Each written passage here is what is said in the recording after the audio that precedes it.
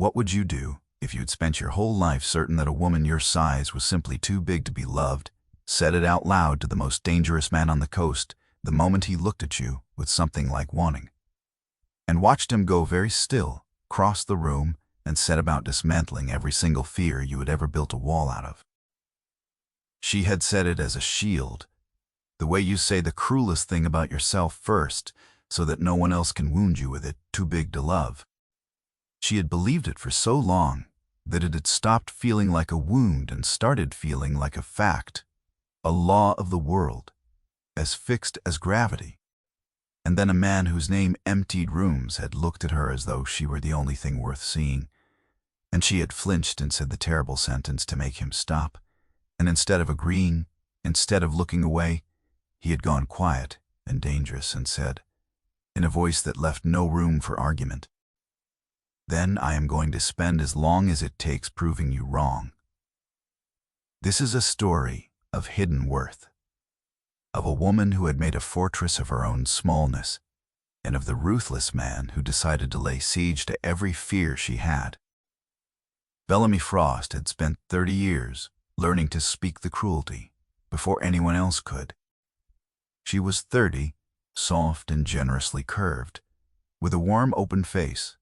She had trained to expect rejection, and a quick, self-deprecating tongue she used like armor, because she had learned young that if she called herself too big first, it took the weapon out of everyone else's hands. She had grown up in a house where love was rationed by the scale, a mother who sighed over her plate, and a family who spoke of her body as a problem to be solved. And she had carried that arithmetic into every room she ever entered, certain that a woman built like her was something the world tolerated but never chose, something to be endured and never wanted out loud. She had made herself useful and funny and undemanding, and she had never once let herself want anything she was sure she could not have, which was, she had decided long ago, most things, and certainly love. What none of the people who had taught her to shrink ever bothered to discover was what Bellamy actually was underneath the armor. Because Bellamy Frost had a mind like a trap that never let go. She was a private librarian and archivist for old and dangerous families, a keeper of records and rare documents, and she had a memory that held everything and an eye that could look at a page, a ledger, a letter, a contract, and feel the single altered word, the forgery, the thing that did not belong.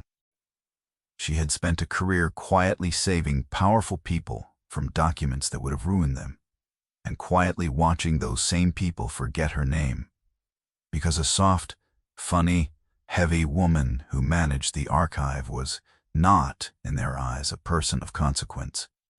And on the night everything changed, she was cataloging the private archive of the most feared man on the coast, and he came in late and looked at her the way no one had ever looked at her, and 30 years of armor made her say the cruelest thing about herself before he could. The man was Dominic Varga, and he was the reason rooms had temperatures. He was tall and broad and dressed in a charcoal suit, cut with lethal precision, the head of a syndicate that owned the ports and the freight lines and the fear of every powerful family for 100 miles, and he was rumored to end a life with a single unhurried nod. He rarely raised his voice. He never needed to. He had inherited an archive of 2 centuries of family records, secrets that could topple houses, and when it needed a keeper, he had been given a list of the discreet and the brilliant, and he had hired the woman the others, on the list had described as merely competent, because he had learned that the people others underestimated were usually the ones actually doing the work. And then she had arrived, and he had watched her work. And merely competent was not the phrase he would have used. He watched her sit for hours among documents that men had killed to possess, reading them the way other people read faces. And he watched her set one letter aside with a small frown and say nothing. And he watched her deflect every kindness with a joke at her own expense, always about her body, always first. And something in the coldest men on the coast began to pay a dangerous amount of attention. He noticed that her self-deprecation was a wall and not a truth. He noticed the brilliance she hid behind it. He noticed the way she braced physically whenever anyone looked at her too long, as though a compliment were a thing that had only ever preceded a cruelty. And late one night, watching her work, he let her see, for one unguarded moment, exactly how he had come to look at her. And Bellamy Frost caught that look and panicked and reached for the oldest weapon she had. "Don't," she said with a laugh that did not reach her eyes. "Whatever that look is, don't. I know what I am. I'm the funny fat girl who fixes your papers, and I am far too big to be looked at like that, so let's both save ourselves the embarrassment." And Dominic Varga went very still. He did not laugh, or wave it off, or do the merciful thing and pretend he had not been looking.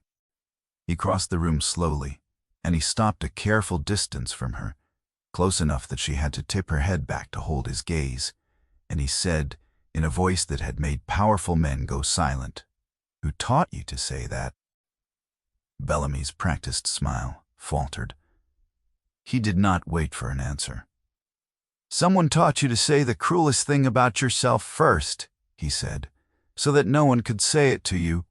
I know that trick. I have used it. And I am telling you that whoever taught it to you lied. And I am going to spend as long as it takes proving it. Because I have looked at a great many things in my life that other people called valuable, and I have never once wanted to look at anything the way I want to look at you." The room went utterly silent. Bellamy stood with her armor in pieces on the floor and stared at the most dangerous man on the coast, who had just refused flatly to accept the one fact she had built her entire life around, and understood that she had no defense at all against a man who would not let her go first.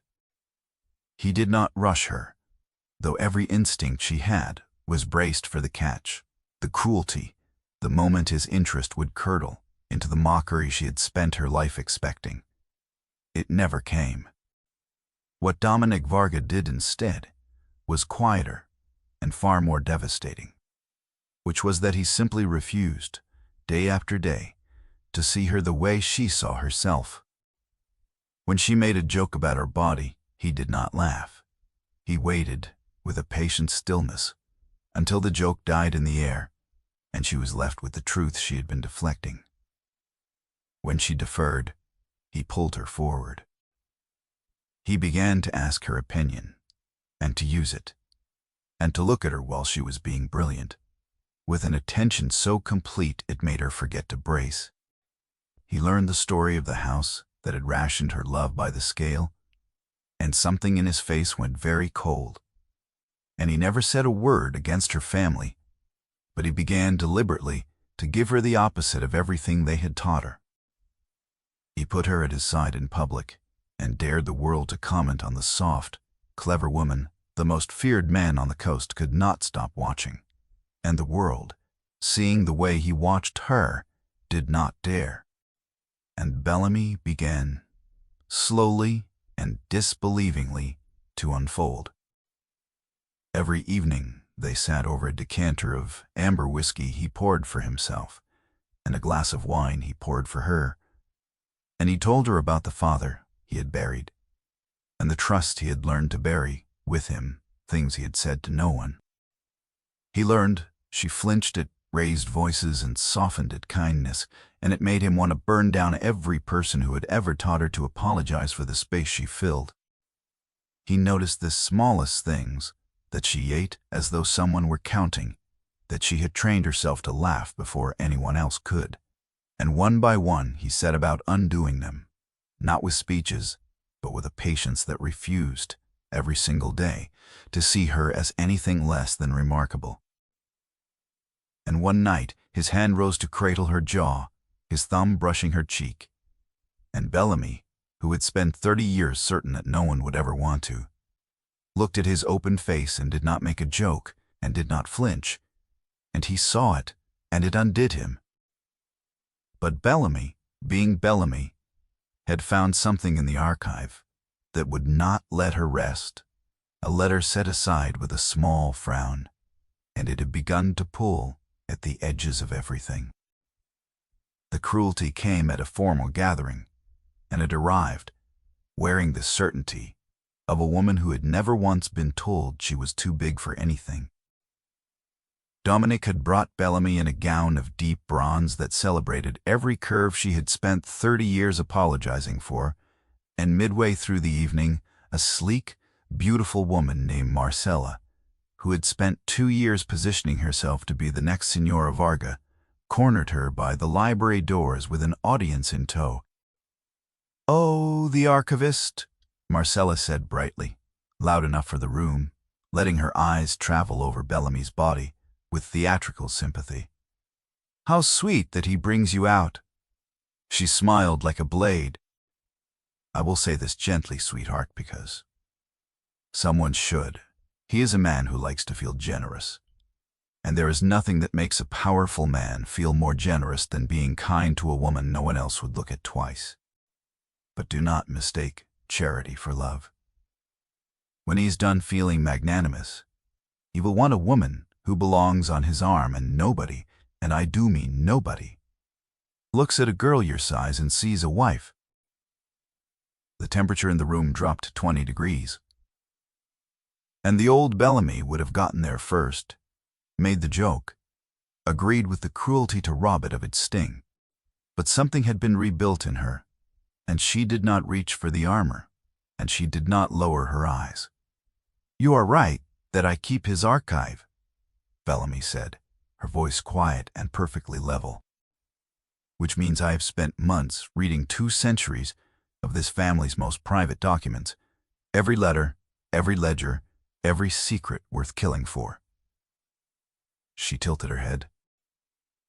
"And I have found, Marcella, a letter in that archive that certain people would very much prefer, stayed buried, written in a hand I have been matching against the correspondence in this house all evening. So let us both be careful about who we call Charity.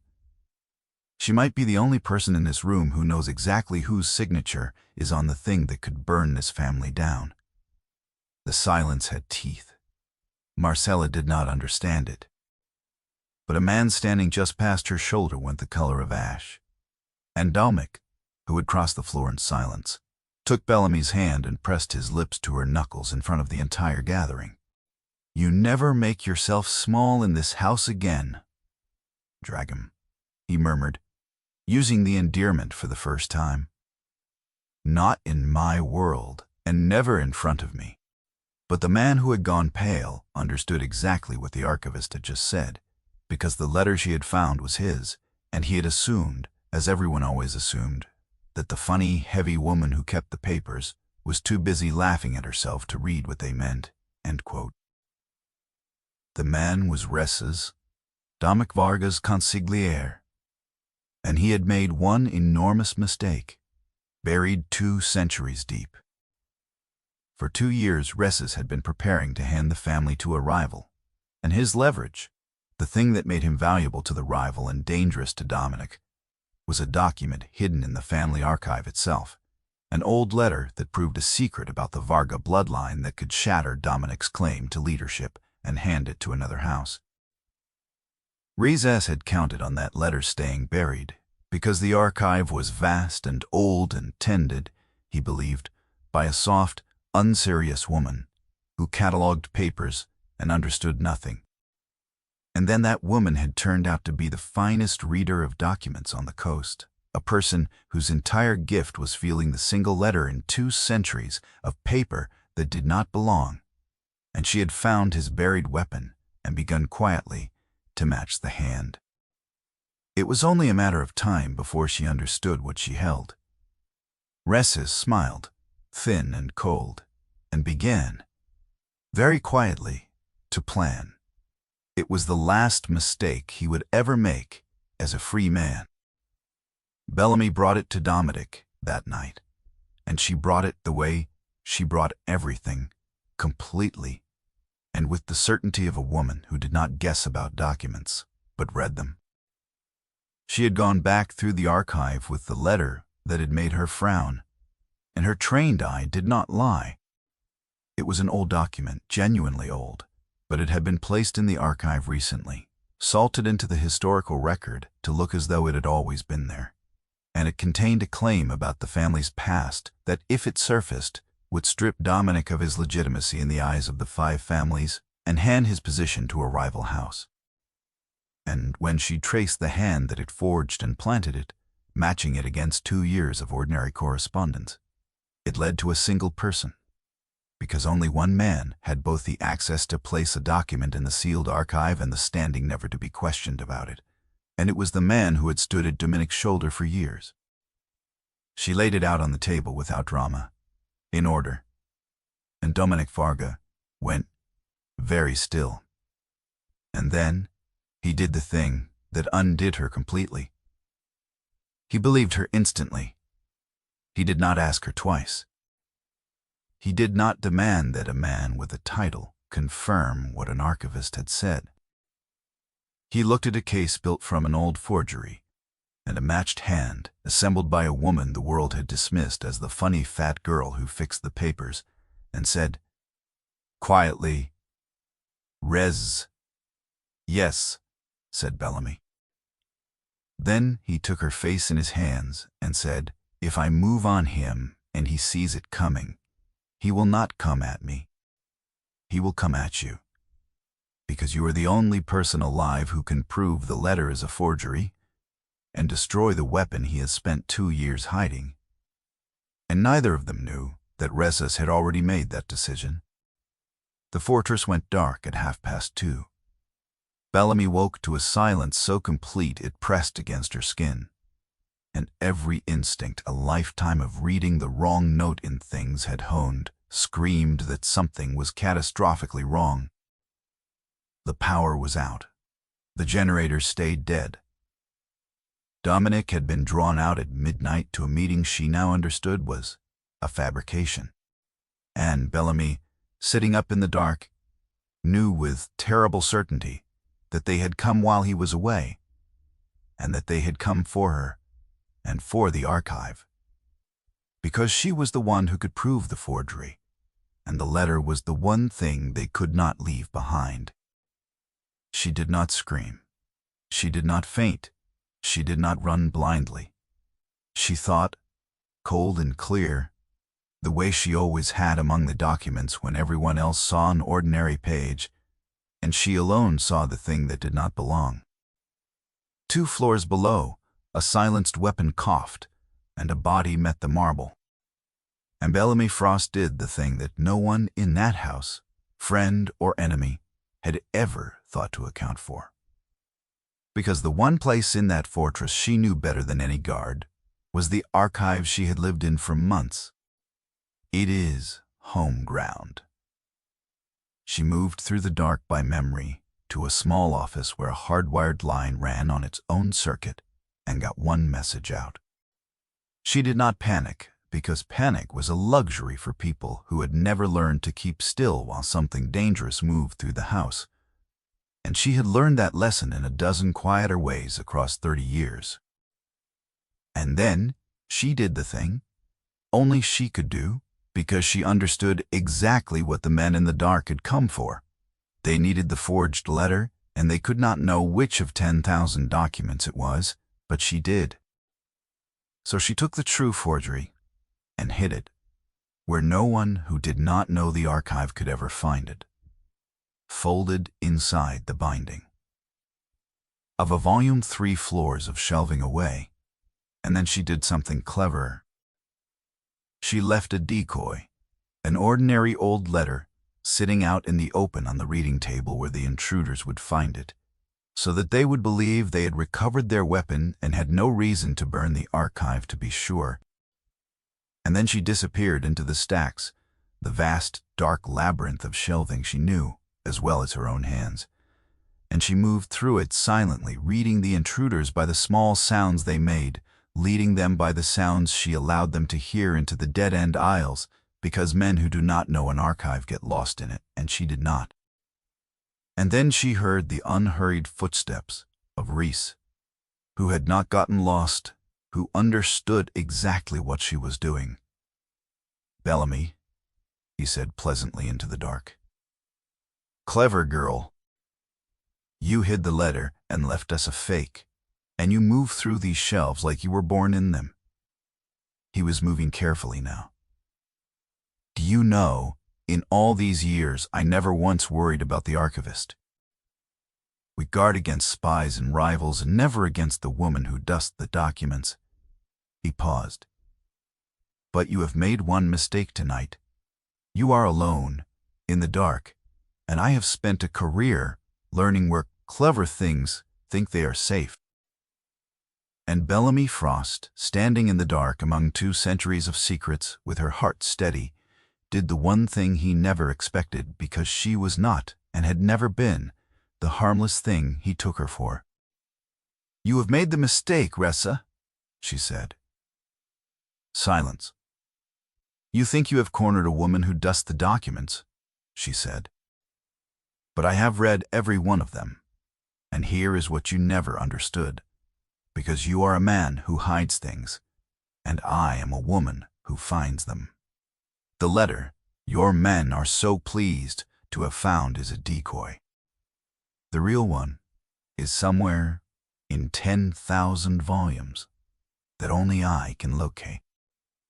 And everything I know, that the letter is a forgery, that you planted it, that the hand is yours, is already gone, written out, dated, sitting with 3 people who will hand it to Dominic and the whole commission the moment I stop confirming I am alive." She let it settle in the dark. "You spent 2 years hiding one letter in an archive, and you handed the only person alive who can read it a map of your entire betrayal. You did not come here to silence a witness. You came here to lose the one weapon you had." Ress said nothing, which was the closest thing to a concession she would ever get. And in that silence, the front gates below exploded inward with the tortured shriek of an engine pushed past its limits. Dominic had come home. Time seemed to fracture. Gunfire erupted below, brief and brutal and absolute.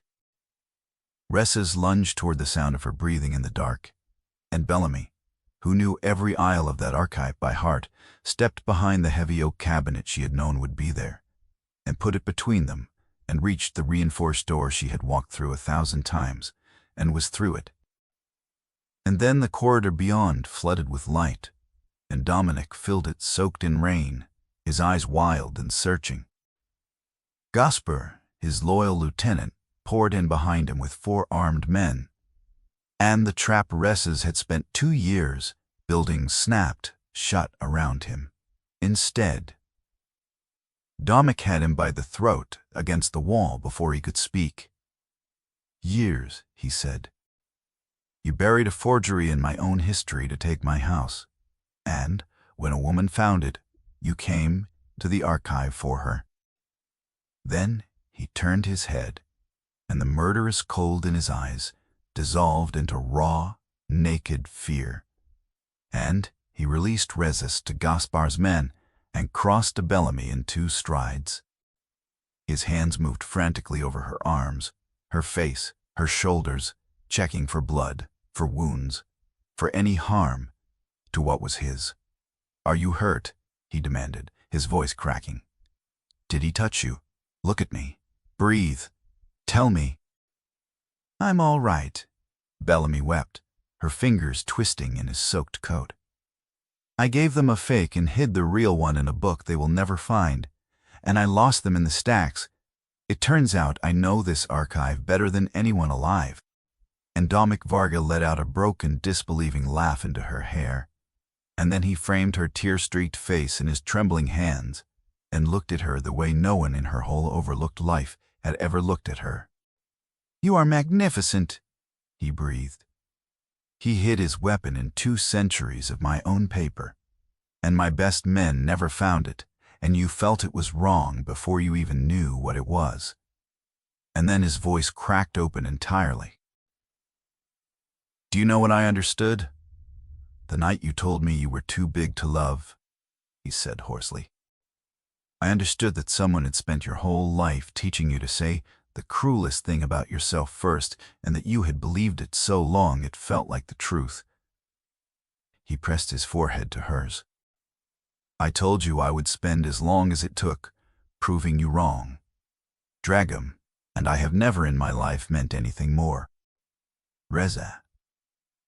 The man who had smiled at Dominic Varga for years while burying a forgery in his own history, learned the price of underestimating her before the week was out.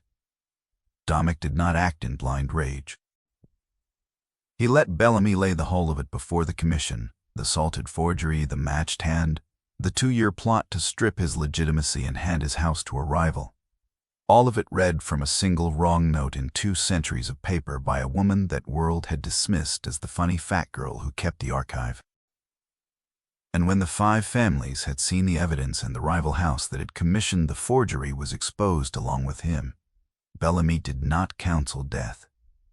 You do not need to make him a martyr, she said quietly. You need to make him nothing. So, they did it her way. They stripped Reza of every asset and exposed 2 years of treason to the very families he had schemed to serve, and cast him out, alive, bankrupt, disgraced, a man whose name became a warning whispered in every family on the coast, a fate the old men agreed. And Marcella, who had said that nobody looks at a girl her size and sees a wife, discovered that her own family had been tangled in the rival house's plot and spent a long and humiliating season answering questions she could not answer well, and afterward watched from the far end of every table Bellamy now sat at the head of. Months later, on a bright morning washed gold with new sun, Bellamy Frost stood on the terrace of the fortress, whose entire history she now kept, and she did not speak the cruelty first anymore, because she had finally stopped believing it. She wore rich colors tailored to celebrate every curve she had spent 30 years apologizing for, and she took up exactly as much room as she pleased, and when Dominic looked at her, she no longer braced. You're staring, Mr. Dam. Varga, she said, a smile in her voice, and there was no armor in it at all. I will never stop, he said, crossing to her and taking her hands. Do you know what I understood the night you tried to make a joke of yourself? So, I could not, he said quietly. That the most brilliant woman I had ever met had been taught to believe she was too much to love and had built her whole life around a lie. Some small people told her because they could not stand how much of her there was. He tilted her chin up, his dark eyes soft in a way the rest of the world would never see. They called you too big, Dragom, as though a person could be too much to love, and you turned out to be the one who could read the single letter that would have destroyed my house, hidden in 200 years of paper. You were never too big to love. You were simply more than the small people who raised you had the heart to hold. She looked up at the man the whole city feared, a man who bowed to no one, and yet bowed entirely to her. And for the first time in her life she believed she was exactly enough.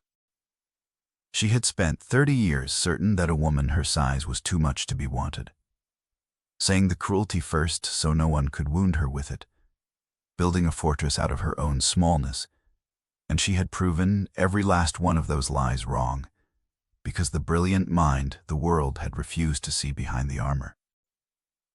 The eye that found the one wrong thing in 2 centuries of paper had saved an empire and a life.